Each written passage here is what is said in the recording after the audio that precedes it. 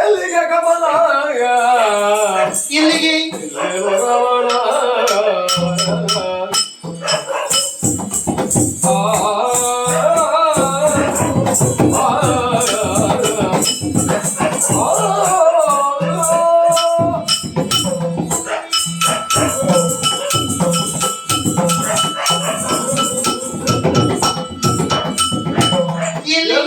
ಗಮನ ಇಲ್ಲೆಲ್ಲೋ ರಮಣ ನೀವು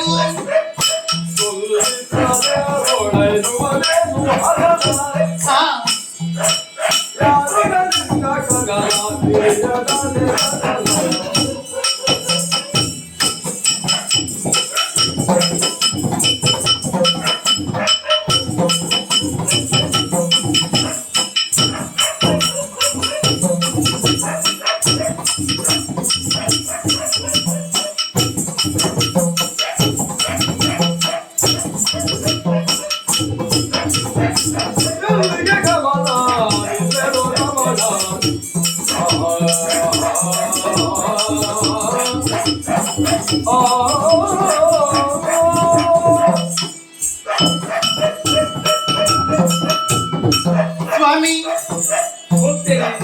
ಸ್ವಲ್ಪ ನಿಲ್ಲಿ ಸ್ವಾಮಿ. ನಿಮಗೆ ಆಶ್ಚರ್ಯವಾಗಬಹುದು. ಗರುಡನನ್ನು ಕರೆದಾಗ ನಿಮ್ಮ ಮಣಿದಂತಹ ಸತ್ಯಭಾಮಿ ನಾನು ಓಡಾಡಿಕೊಂಡು ಬಂದಿದ್ದೇನೆ. ಕಾರಣ ಉಂಟು. ಕೃಷ್ಣನವರಿಗೆ ನೀವು ಎಲ್ಲಿಗಾದರೂ ತೆರಳುತ್ತಿರುವಂತಹ ಸಂದರ್ಭದಲ್ಲಿ ನಿಮ್ಮ ಪ್ರೀತಿ ಮಡದಿ ನಾನು ನನ್ನಲ್ಲಿ ವಿಚಾರವನ್ನು ತಿಳಿಸದೆ ತೆರಳಿದವರು ನೀವಲ್ಲ. ಆದ್ರೆ ಈ ಕ್ಷಣದಲ್ಲಿ ಬಲದ ಕೈಯಲ್ಲಿ ಸುದರ್ಶನ ಚಕ್ರವನ್ನು ಹಿಡಿದುಕೊಂಡು ವಾಹನದ ಗರುಡನಿಗೆ ಆಜ್ಞೆ ಕೊಟ್ಟಿದ್ದೀರಿ. ಆವಾಗಿನ ಕರೆದಿದ್ದಾರೆ ಬನ್ನಿ ಬನ್ನಿ ಎಂಬುದಾಗಿ. ಹಾಗಾಗಿ ಯಾರೊಡನೆ ಇದಕ್ಕಾಗಿ ಹೊರಟಿದ್ದೇನೆ ಎಂದು ಹೇಳುವಿರ? ಅವನ ಉಪದ್ರ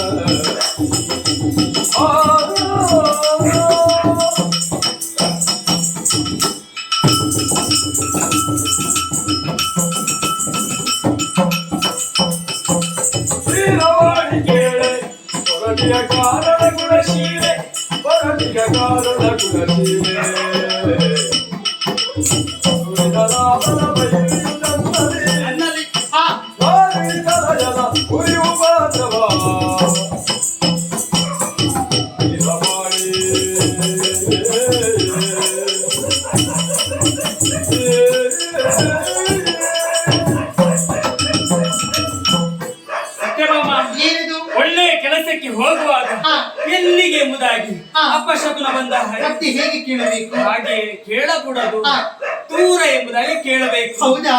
ದೂರ ನೀವು ಹೊರಟದ್ದು ಅಂದೆ ಕಾರಣ ಇದೆ. ಈಗಷ್ಟೇ ಬಂದು ಹೋದವ ದೇವೇಂದ್ರ. ಏನಂತ ಆತನಿಗೆ? ದೇವೇಂದ್ರನಿಗೆ ಕಷ್ಟ ಬಂದಿದೆ ಅಂತ ಗೊತ್ತಾಗಿದೆ. ಬರುವಂತಹ ಸಂದರ್ಭದಲ್ಲಿ ಕಣ್ಣೀರನ್ನಿಡುತ್ತಾ ಬಂದಿದ್ದಾನೆ. ಹೌದು. ಇನ್ನು ತಿರುಳುವಾಗ ಆತನ ಮುಖದಲ್ಲಿ ಕಿರುನಗೆ ಎದ್ದು ಕಾಣುತ್ತಿತ್ತು. ಕಿರುನಗೆ ಬರಬೇಕಾದ್ರೆ ಧೈರ್ಯದ ವಚನವನ್ನು ಆಡಿದ್ದೀರಿ. ಸತ್ಯ. ಹೇಗೆ? ಸತ್ಯಭಾಮ, ನರಕಾಸುರ ಎನ್ನುವ ದೈತ್ಯ 3 ಲೋಕವನ್ನು ಸ್ವಾಧೀನಪಡಿಸಿಕೊಂಡಿದ್ದಾನೆ. ಅದರಲ್ಲಿ ಶ್ರೇಷ್ಠವಾದ ಸ್ವರ್ಗಲೋಕಕ್ಕೆ ದಾಳಿ ಮಾಡಿದಂತ ಅವನು ಸುಮ್ಮನೆ ಆಗಲಿಲ್ಲ. ಅಲ್ಲಿ ಎಲ್ಲಾ ವಸ್ತುಗಳನ್ನು ಕದ್ದುಕೊಂಡೇ ಹೋಗಿದ್ದಾನಂತೆ. ಅದಿತಿಯ ಕರ್ಣಕುಂಡಲ, ಯಮನ ಪಾಶ, ವರುಣನ ಮಣಿಶೈಲ, ಕುಬೇರನ ಭಂಡಾರ ಇಂತಹ ವಸ್ತುಗಳನ್ನು ಕದ್ದುಕೊಂಡು ಹೋಗಿದ್ದಾನಂತೆ. ಅವನನ್ನು ವಧಿಸುವುದಕ್ಕಾಗಿ ದೇವಲೋಕಕ್ಕೆ ಹೊರಟಿದ್ದು ಸ್ವರ್ಗಲೋಕಕ್ಕೆ. ನಾನು ಕೂಡ ಬರಬೇಕೆಂಬುದಾಗಿ ತೀರ್ಮಾನ ಮಾಡಿದ್ದೆ. ಯಾಕೆ? ಕಾರಣ ಉಂಟು. ಹಿಂದಕ್ಕಾದರೆ ನಾರದ ಮನೆಗಳಲ್ಲಿ ತಂದುಕೊಟ್ಟಿದ್ದ ಪಾರಿಜಾತವನ್ನು ರುಕ್ಮಿಣಿಗೆ ಮುಡಿಸಿದಂತಹ ಸಂದರ್ಭದಲ್ಲಿ ಮಾತನ್ನು ಕೊಟ್ಟಿದ್ದೇವೆ. ದೇವಲೋಕಕ್ಕೆ ಕರೆದುಕೊಂಡು ಹೋಗಿ ಪಾರಿಜಾತ ವೃಕ್ಷವನ್ನು ತೋರಿಸುತ್ತೀರಿ ಎಂಬುದಾಗಿ ಅವಕಾಶ ಒದಗಿ ಬಂದಿದ್ದಾನೆ. ಗರುಡ ಕರೆತಿದ್ದಾನೆ. ಹೋಗೋಣ ಜೊತೆಯಲ್ಲಿ. ಅವನನ್ನು ಏರಿ ನೇರ ಸ್ವರ್ಗದತ್ತ ಹೋಗಿ. ಆದೀತು.